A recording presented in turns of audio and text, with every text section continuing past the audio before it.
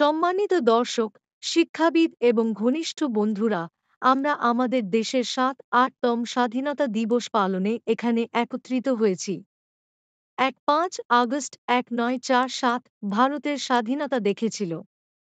দেশটির প্রথম প্রধানমন্ত্রী জওহরলাল নেহেরু লাল কেল্লায় জাতীয় পতাকা তুলেছিলেন, যা একটি গুরুত্বপূর্ণ উপলক্ষ হিসেবে চিহ্নিত।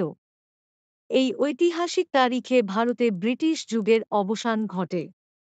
যখন আমাদের দেশ তখনও সোনে কি চিদিয়া নামে পরিচিত ছিল, তখন ব্রিটিশরা বাণিজ্যের উদ্দেশ্য নিয়ে আসে।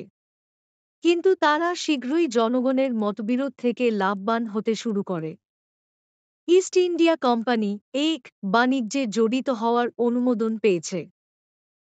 ভারতের চারপাশে সুযোগ সুবিধা খুলে দিয়েছে, কারণ এটি ক্রমান্বয়ে তার ব্যবসা বাড়াতে শুরু করেছে।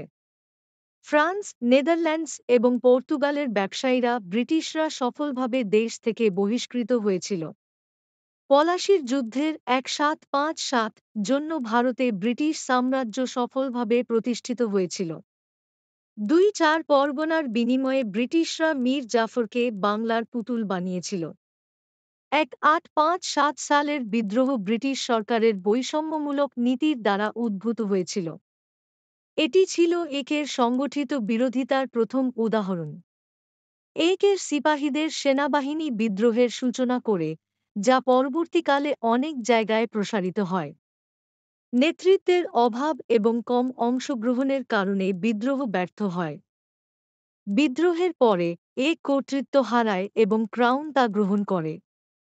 ব্রিটিশদের কাছ থেকে স্বাধীনতার সন্ধানে ভারত ছাড়ো আন্দোলন, খিলাফত আন্দোলন, নাগরিক অবাধ্যতা আন্দোলন এবং অসহযোগ আন্দোলন সহ অসংখ্য কার্যক্রম শুরু করা হয়েছিল। ভারতের স্বাধীনতা অসংখ্য মুক্তিযোদ্ধাদের বিদ্রোহ ও আন্দোলনের ফল। এই ব্যক্তিরা সর্বজনীন স্বাধীনতা আনতে অক্লান্ত লড়াই করেছিল। জওহরলাল নেহেরু, ভগৎ সিং, লালা লাজপত রায়, বাল গঙ্গাধর তিলক, সর্দার বল্লভভাই প্যাটেল, গোপাল কৃষ্ণ গোখলে, লোকমান্য বল গঙ্গাধর তিলক, রানী লক্ষ্মী এই সাহসী মুক্তিযোদ্ধাদের মধ্যে বাই, মঙ্গল পাণ্ডে এবং আরও অনেক উল্লেখযোগ্য ব্যক্তি ছিলেন। পণ্ডিত নেহেরু ভারতের স্বাধীনতা লাভের আগের রাতে সুপরিচিত ট্রেস্ট উইথ ডেস্টিনি ভাষণ দিয়েছিলেন। আমি বক্তৃতা থেকে কয়েকটি উল্লেখযোগ্য অনুচ্ছেদ উদ্ধৃত করতে এই সুযোগটি ব্যবহার করতে চাই। পণ্ডিত নেহেরু মন্তব্য করেছিলেন, আমরা অনেক আগে ভাগ্যের সাথে চেষ্টা করেছিলাম এবং এখন সেই সময় যখন আমরা আমাদের অঙ্গীকার মুক্ত করব, সম্পূর্ণ পরিমাপে নেয়, তবে খুব উল্লেখযোগ্যভাবে পণ্ডিত নেহেরু মন্তব্য করেছিলেন, মধ্যরাতে পৃথিবী ঘুমাতে গেলে ভারত জীবন ও স্বাধীনতায় আসবে। এমন একটি সময় আসে, ইতিহাসে অস্বাভাবিক, যখন আমরা পুরানো থেকে নতুনের দিকে চলে যাই, যখন একটি যুগ শেষ হয় এবং যখন একটি দেশের দীর্ঘদমিত আত্মা কণ্ঠস্বর খুঁজে পায়। আসুন আমরা এই স্বাধীনতা দিবসে আমাদের অজ্ঞাত বীরদের ত্যাগের সম্মান জানাই। আসুন আমাদের পার্থক্য এবং একত্রিত হওয়ার মধ্যে শক্তি খুঁজে পেতে থাকি। আসুন আমরা সবাই তাদের প্রতি কৃতজ্ঞতা প্রকাশ করি যারা আমাদের স্বাধীনতা ও সমতার জন্য লড়াই করেছেন।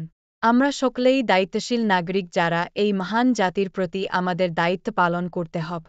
শুভ স্বাধীনতা দিবস। আরও নতুন গুরুত্বপূর্ণ খবরগুলি জানার জন্য আমার চ্যানেলটিকে সাবস্ক্রাইব করুন, সঙ্গে লাইক করুন এবং কমেন্ট বক্সে আপনার ভিডিওটি কেমন লাগলো জানাবেন।